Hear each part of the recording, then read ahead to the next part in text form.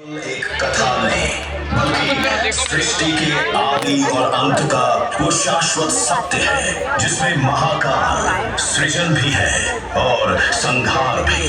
प्रकाश, ध्वनि और दृश्यों के संगम से महाकाल की सर्वशक्तिमान आपसे निवेदन है कि अपने सेल फोन्स को साइलेंट मोड या फिर ऑफ कर दीजिए ताकि इस शो का आप भरपूर आनंद ले पाएं। इस शो के प्रस्तुतकर्ता हैं उज्जैन स्मार्ट सिटी लिमिटेड, निष्पादक हैं मध्य प्रदेश पर्यटन।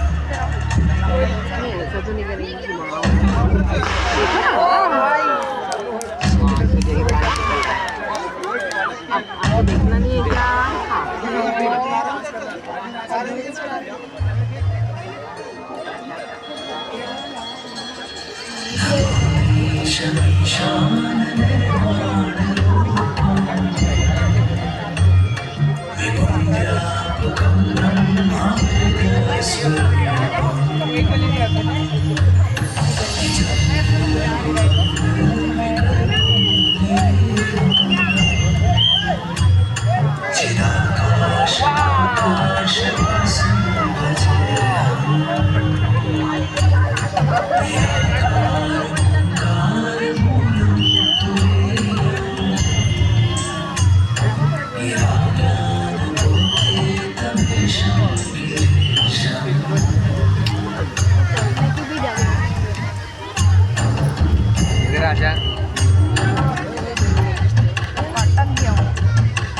देख थोड़ा सा उधर पूछता। अरे बाप रे, धक्का कौन मार रहा है? नहीं मार, धक्का मत मार।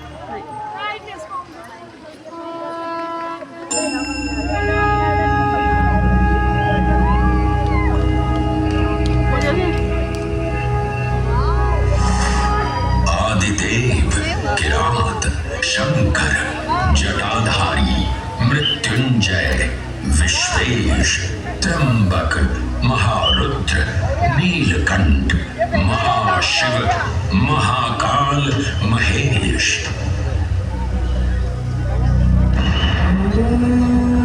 महाकाल जिनके उद्गम से उत्पन्न होती सृष्टि की लय,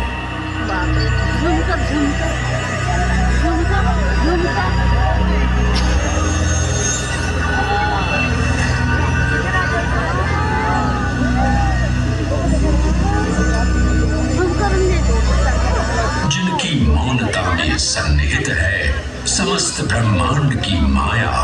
इन महान देव को नमन करने से पूर्व आइए वंदन करें उस रूप को जो स्वयं शिव से पहले पूजित होते हैं, श्री गोपी बालेश्वर। जब एक 5 वर्षीय बालक ने राजा चंद्रसेन को अपनी मणि की रक्षा हेतु महाकाल के आसन में लीन देखा तो भक्ति में तल्लीन हो गया। मां के बार बार बुलाने के बावजूद वो अपनी पूजा में एकाग्र रहा। उसकी श्रद्धा से प्रसन्न होकर भगवान शिव स्वयं उसके घर लिंग के रूप में प्रकट हुए। इस बालक की भक्ति से प्रभावित होकर चंद्रसेन सहित अन्य राजा भी वहां पहुंचे, जहां स्वयं भगवान हनुमान ने भी दर्शन देकर उद्घोष किया कि इसी वंश में नंद जन्म लेंगे जिनके पुत्र होंगे विष्णु भगवान के अवतार श्री कृष्ण। ये परंपरा न केवल बाल भक्ति की प्रतीक है बल्कि गुरु शिष्य परंपरा, तांत्रिक साधनाओं और क्रमिक पूजन की विधियों से भी जुड़ी है। मंदिर परिसर में स्थित एक छोटा मंदिर श्री गोपोबालेश्वर महादेव मंदिर आज भी इस घटना की स्मृति को संजोए हुए है। महाकाल जो हर परमाणु और कोशिका में है, हर पल हर क्षण में। महाकाल जो है इस महानगर उज्जैन और नदी शिप्रा के कण कण में। आइए सुनिए उसी पावन नदी शिप्रा से महादेव की अद्भुत गाथा।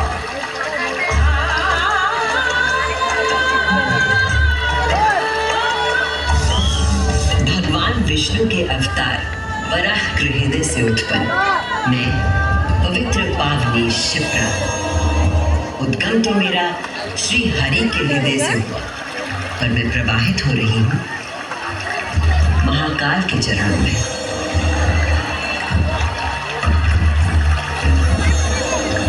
पुराणों में मुझे कई नाम प्रदान किए गए हैं। जबरधन, पापधन, अमृतसर भला और शिप्रा। वर्तमान कथा का प्रवाह आरंभ करने से पूर्व यह आवश्यक है कि मैं आप सभी को अपने उद्गम की उस दिव्य गाथा से अवगत कराऊं, जिसे जानकर आप अचंभित हो जाओगे। मेरा उद्गम ऋषि अत्रि से जुड़ा है,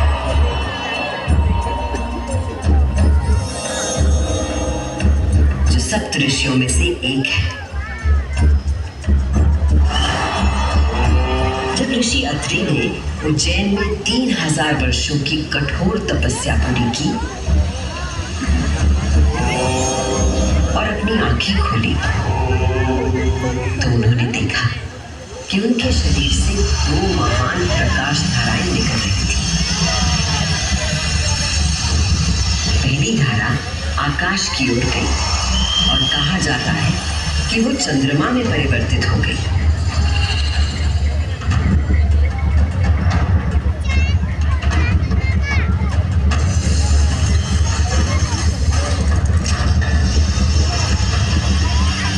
और दूसरी प्रकाश धारा पृथ्वी की ओर गई और उसने मेरा रूप धारण कर लिया।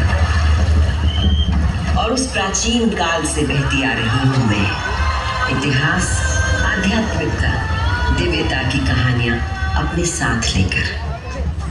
कहानियां महाकाल की, जो विश्व का आदि और अंत है, जीवन का आरंभ और समापन जिनकी इच्छा से होता है, जो इस विश्व की निस्तब्धता और ध्वनि दोनों है।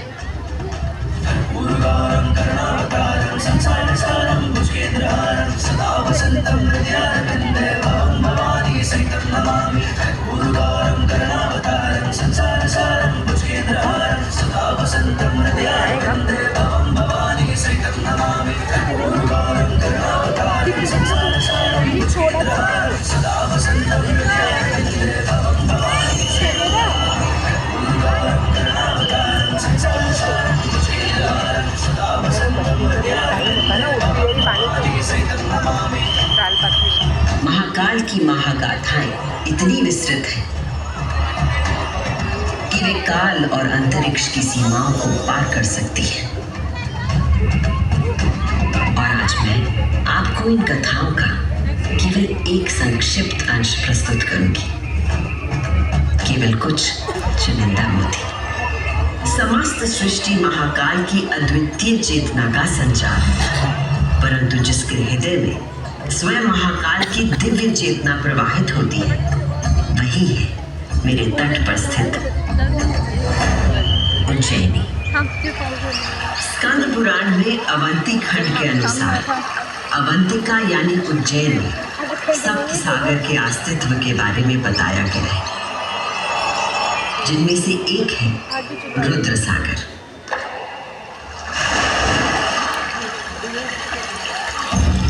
वही रुद्र सागर जहां आज आप सब विराजमान हैं, जहां पर अनादिकाल से ब्रह्म कमल खिला करते थे, जहां भगवान शिव स्वयं अपने गले में धारण मुंडों की माला का प्रक्षालन करते थे। पौराणिक प्रमाणों में मिलता है कि यदि कोई व्यक्ति अनजाने में भी इस जल का स्पर्श करता है तो 7 कुल का उद्धार हो जाता है। संत जन को मोक्ष और जीव को अकाल मृत्यु से त्राण देने हेतु अवंतिकापुरी में अवतरित देवाधिदेव महाकालेश्वर को मैं कृतज्ञ वंदन अर्पित करती हूँ।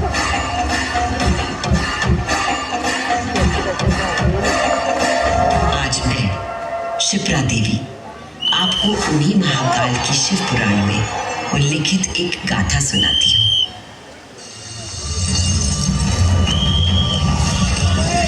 ब्रह्मांड के इतिहास में हमारी आकाश गंगा में भगवान ब्रह्मा और भगवान विष्णु के बीच श्रेष्ठता को लेकर प्रचंड विवाद हुआ।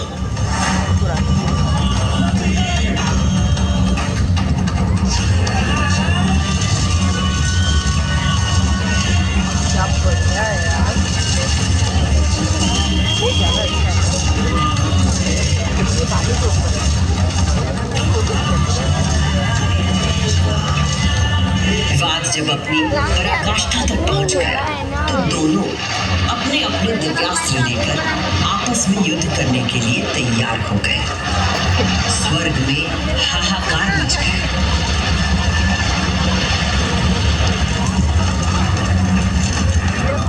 दिव्यास्त्र चलने से संपूर्ण जगत पर प्रलय का आना निश्चित था।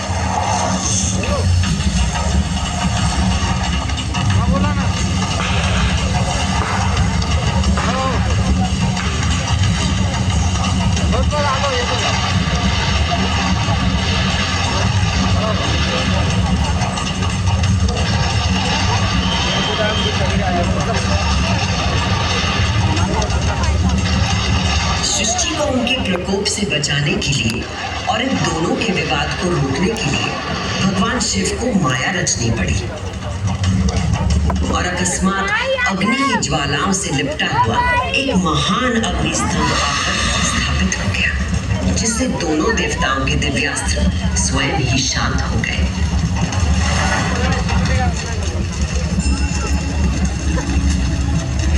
एक ऐसा अग्निस्तंभ जिसका ना कोई आदि था न अंत था।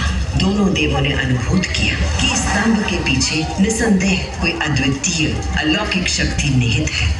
वे दोनों बोल उठे, हे महाप्रभु, आप हमें अपने यथार्थ रूप के दर्शन कराइए। तब उस स्तंभ से महादेव स्वयं प्रकट हुए।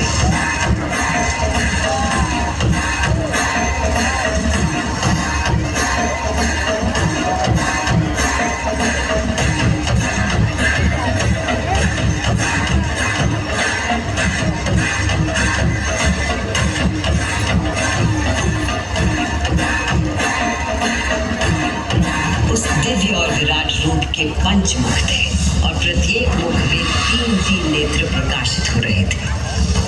उनके भाल पर चंद्रमा का मुकुट था और मस्तक पर जटा। उनका कंठ नीला था और उनकी 10 भुजाएं थी। उनके अंग समस्त आभूषणों से सजे थे। उनके मस्तक पर भस्म का त्रिपुंड था।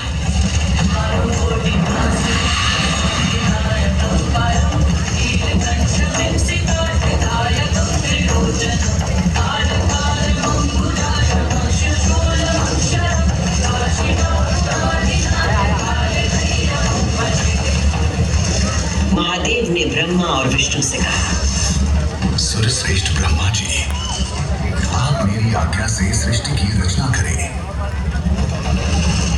और सुरश्रेष्ठ विष्णु जी, आप चर अचर जगत का पालन करें। मैं ही सृष्टि का पालन करने वाला और मैं ही सृष्टि का संहार करने वाला हूँ।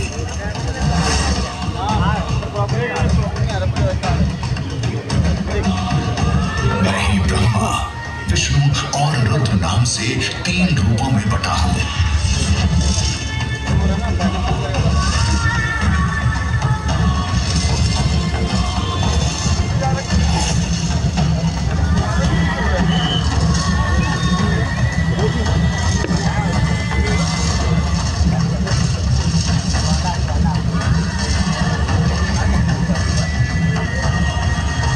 कहकर भगवान शिव स्वयं पृथ्वी पर लिंग के रूप में स्थापित हो गए। उस बल से इस लोक में लिंग पूजा का विधान प्रारंभ हुआ।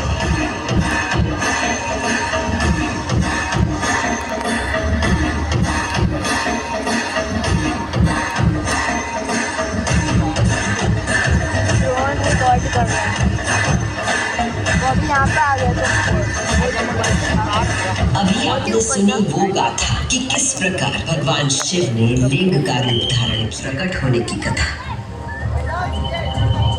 उज्जैन नगरी में नित्य वेदों का अध्ययन करने वाले एक ब्राह्मण देवता रहते थे। उनका नाम वेदप्रिय था।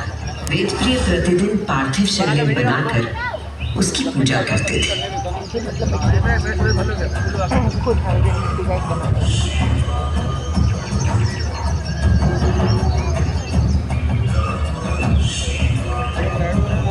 वेदप्रिय के शिव पूजा पारायण और भगवान शिव में आस्था रखने वाले 4 तेजस्वी पुत्र थे।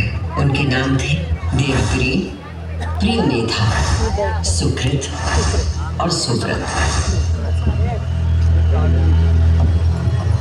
चारों सद्गुणों में अपने धार्मिक पिता से कम न थे। दिनों दिन उनके सद्गुणों में अभिवृद्धि होती रही, जिसके कारण अवंती नगरी उनके ज्ञान के तेज से प्रकाशित होने लगी। उसी समय दूषण नाम का एक असुर प्रजापति ब्रह्मा की उपासना में लगा हुआ था।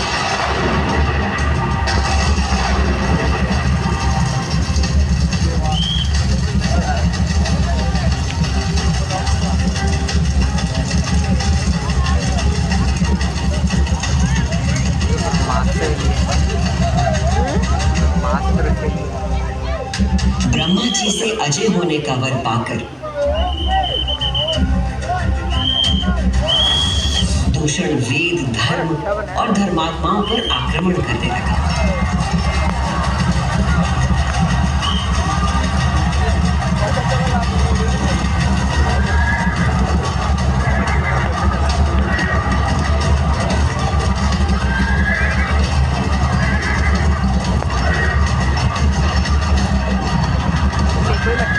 अत्याचारों की पराकाष्ठा पर पहुंचते हुए उसने उज्जैनी पर हमला करने का दुस्साहस किया।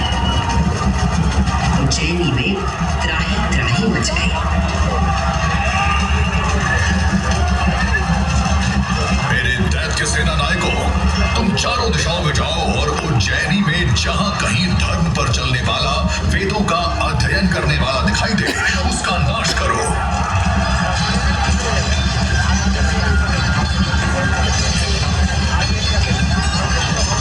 उस असुर से यदि कोई भयभीत नहीं था तो वो थे वेदप्रिय के चारों शिव भक्त पुत्र। नगर को भयाक्रांत देख उन चारों ने उज्जैनी के नागरिकों को आश्वासन दिया। उज्जैनी के नागरिकों, आप सभी अपने भक्तों पर सदा कृपा करने वाले भगवान शंकर पर विश्वास रखें और उनका ध्यान करें। भगवान सबकी रक्षा करेंगे।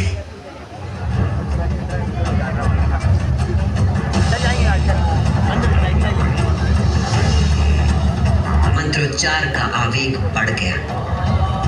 देवप्रिय और उनके पुत्रों के संग उज्जैन के सभी नागरिक भी जाप करने लगे।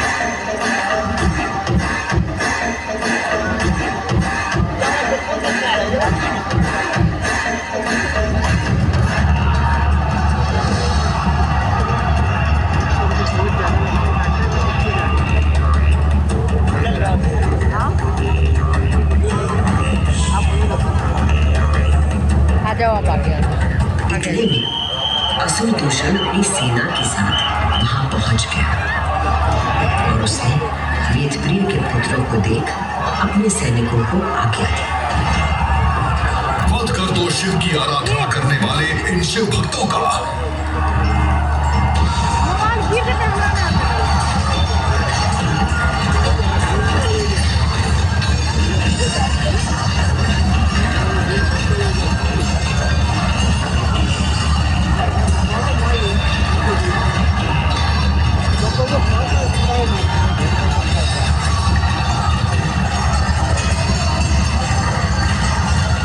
जिस क्षण उस दुष्ट असुर दूषण ने उन निर्दोष व्यक्तियों की हत्या का आदेश दिया, उसी क्षण पूजा किए जा रहे पार्थिव शिवलिंग के स्थान पर भयंकर विस्फोट के साथ एक गर्त हो गया और उस गर्त से घोर गर्जना प्रकट हुए महाकाल।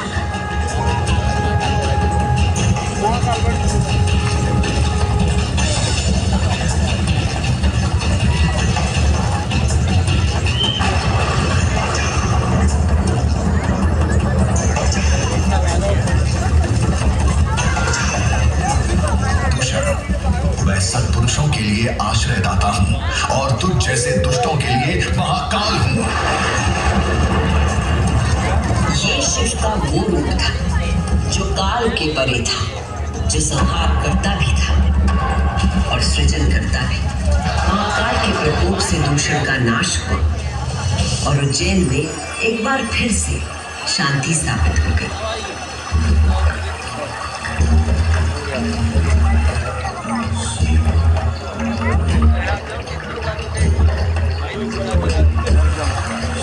उज्जैनी के लोगों की आस्था से प्रसन्न भगवान महाकाल ने उन्हें वरदान मांगने को कहा। उज्जैन के निवासियों ने भगवान महाकाल को उनके भक्तों की रक्षा करने के लिए उसी स्थान पर सदा के लिए विराजमान होने को कहा। तब देवादिदेव उज्जैन में ही विराजमान हो गए और वहां चारों ओर की एक एक कोस भूमि ज्योतिर्लिंग रूपी भगवान शिव का स्थल बन गई। इस अद्भुत घटना की साक्षी बने समस्त देवता, गंधर्व और ऋषि मुनि। उज्जैन का वातावरण दिव्य ध्वनियों और मंत्रों से गूंज उठा।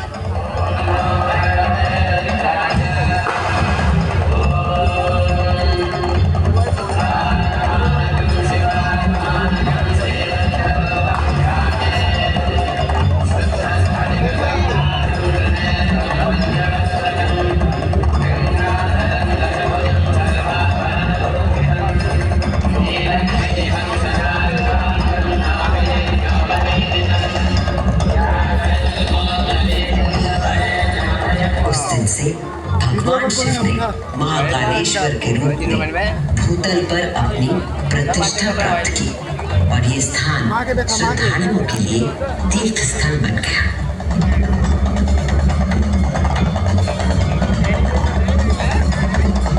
शिव पुराण में 12 ज्योतिर्लिंगों में से एक महाकालेश्वर ज्योतिर्लिंग।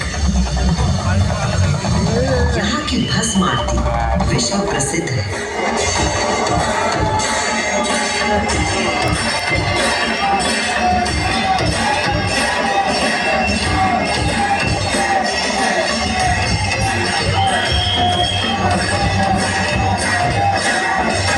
इसमें भस्म से भगवान का श्रृंगार किया जाता है, क्योंकि महाकाल की तरह भस्म अविनाशी और अपरिवर्तनीय होता है।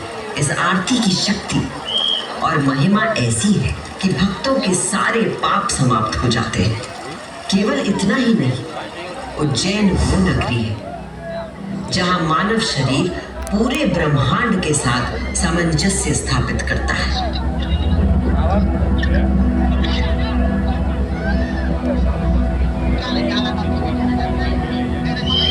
यत् पिंडे तत् ब्रह्मांडे, अर्थात जो कुछ मानव शरीर में है वही ब्रह्मांड में भी विद्यमान है।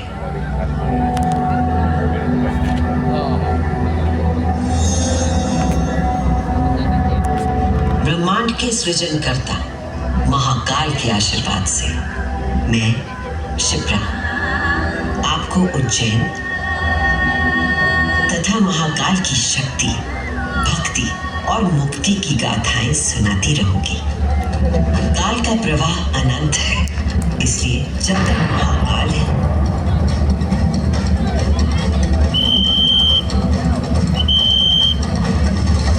मैं यूं ही उज्जैन की स्मृतियों को अपने अंक में समेटे बहती रहूंगी।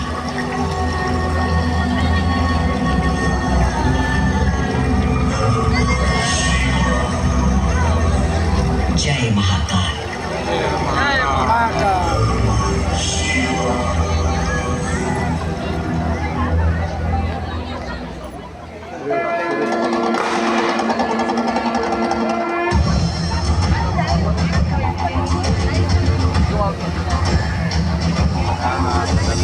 देवराज से विमान पावना कृपंकजं यज्ञ सूत्रम